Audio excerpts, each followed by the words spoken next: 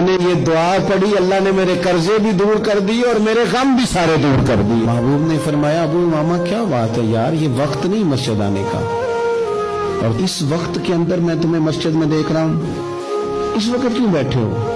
عرض کرنے لگے حضور مجھے قرض نے پریشان کر دیا، آزمائش میں آ گیا، حضور کیا کروں؟ تو نبی کریم نے فرمایا میں تمہیں دعا سکھاتا ہوں۔ حضور نے دعا سکھائی، کہاں پڑھو اللہم انی اعوذ بک من الہم والحزن واعوذ بک من العجز والکسل واعوذ بک من الجبن والبخل واعوذ بک من غلبۃ الدین وقہر الرجال۔